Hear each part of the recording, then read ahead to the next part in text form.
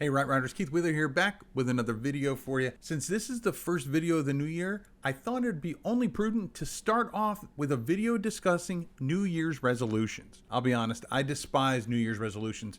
So in today's video, I'm going to share with you 5 reasons why setting goals is better than making resolutions. But first, why the Criminal Minds image on the thumbnail? No, it wasn't clickbait. One of their episodes actually gave me the idea for this video. I absolutely love the show Criminal Minds, and one of my favorite episodes is called LDSK. Nice shot. I was aiming for his leg. Yeah, that one. No spoilers in case you're living under a rock and haven't seen it, but early in the episode they discuss why they call the unsub LDSK and not a sniper. One of the main reasons is that in the eyes of the public, they don't have a good track record for capturing snipers. Well, in the eyes of the public, we don't have a good track record for keeping our New Year's resolutions. So here are 5 reasons why goals are better than resolutions. Number 1, goals are detailed versus being vague. Resolutions are basically just firm decisions that you've made.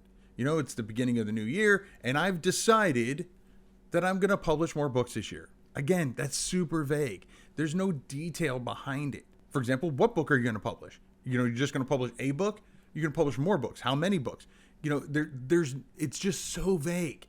And that's what a resolution is. Where a goal is more detailed, where you state, I'm going to publish this book, or I'm going to publish these 5 books. You know, again, more detailed, not as vague as just, I'm going to publish more books this year. Number 2, goals are deliberate and not spontaneous. You know, there's thought put behind goals. You know, you don't just say, I'm going to publish more books. You know, you know what books you're going to publish. You decide what books you're going to publish.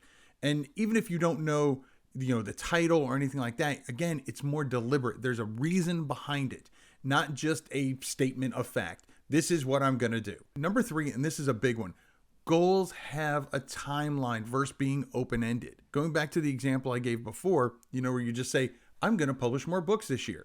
Again, that's so open-ended. This year is 365 days, and more just means more than I did last year. So if I only published 1 last year, well, then that means I really only have to publish 2 this year, right? Again, super open-ended. Whereas goals have a timeline. When are you going to publish the books by? Not just by the end of the year, but I'm going to publish, you know, this book by this time. I'm going to publish this book by this time. Again, more deliberate, like we talked about in part 2, detailed, like we talked about in 1, and number 3 is it has a timeline. You set something tangible, a timeline. At the end of the tunnel, you can see where that end point is.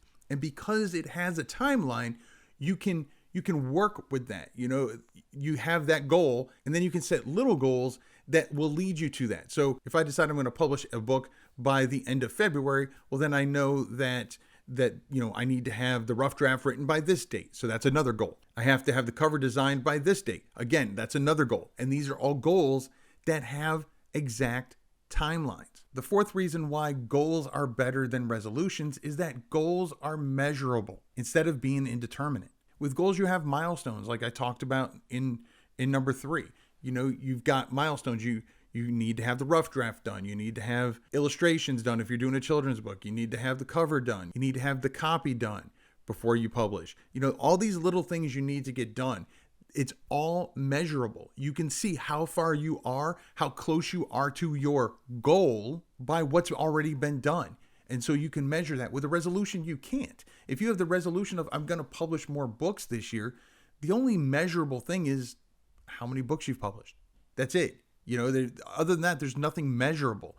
There's no way to know that you're getting close to being done. Also, when you have something as open-ended as a resolution is, you know, if last year I only published 1 book and I just published my 2nd book for the year, then technically I've already met my resolution. And so I don't have anything pushing me to continue for the rest of the year. You know, so I could have 2 published by the end of March, and hey, I've already met my New Year's resolution, and so I'm done for the year, right? No, with goals, again, you have measurable steps along the way to let you know how far along you've come. And because of that, life happens. And so you can change things because you have timelines, because you're deliberate about it, and you have, you know, measurable steps that you can take. If life happens, then you can adjust. It's hard to adjust when there's no timeline, like with a New Year's resolution. And the fifth reason why goals are better than resolutions, and this is, to me is one of the biggest, and that is goals are motivating, whereas resolutions typically feel like a chore. Like if you just think about the terminology that we use, we say, have you kept your New Year's resolution? Have you maintained your resolution? Again, maintained, kept. These all sound like work, right? Whereas when we're talking about goals, we say, have you achieved your goals? Have you reached your goals? Again, way more positive. And so just for that reason alone, regardless of the other reasons, even though those are all really good reasons why I prefer having goals over resolutions, but just the terminology, how that affects you psychologically. I didn't keep my resolution. Did you set a New Year's resolution? Again, something positive like, have you achieved your goal? Have you reached your goals? That positive terminology is what keeps you going and what makes you want to achieve your goals and what makes you want to set new goals when the other ones have been reached. It's kind of like this never-ending process. So instead of with a New Year's resolution, most of the time, statistics show that after 3 weeks, they die out. With goals, because you see a timeline, because there are measurable steps along the way, because it's deliberate, and because it's detailed and not vague, you can see it coming. You can see how far along you've gotten. And then as you get close, then you can set new goals. And again, it's something that goes continuous. And I challenge you that if you've used resolutions in the past and they haven't been beneficial, or maybe even if they have, try setting intentional goals and see how much more you achieve over the course of this year. So here's some examples of resolutions versus goals. Okay, so a New Year's resolution may be, I'm going to publish more books this year, or I'm going to start running ads. I'm going to keep up my Amazon Author Central page, or maybe I'm going to start publishing wide. Do any of these resolutions sound familiar? So here's some ways that you can change those resolutions into goals, something more tangible. For example, instead of saying, I'm going to publish more books this year, say, I'm going to publish my whatever book by the end of Q1, which is March 31st. Again, it's a timeline. It's a set timeline. So you have from now until that point to get that book published. Instead of just saying, I'm going to run ads, you can say, I'm going to set aside 1 hour a day on Tuesdays and Fridays to work on my ads for this book. Okay, again, more detailed. I've given times, 1 hour a day. So it tells me how much time I'm allotting for it and what days of the week. I'm going to do it on Tuesday and Friday. Again, way more detailed. Instead of just saying, I'm going to keep up with the Amazon Author Central page, I can say, once I get my email from the KDP that my book is published, I will go in and update my Amazon Author Central page. That may sound vague because it doesn't really have a date, but it does because it's when I get the email from KDP that it's been published. So that's my date. Now, it might not be a hard and fast date, but I know that when that email comes in, then that's when I'm going to go in and update my Amazon Author Central page. Again, it's more detailed and it's measurable. It's what we call in programming Boolean. It's a true or false statement, So when I get that email from KDP, I'm going to go in and update my Amazon Author Central page.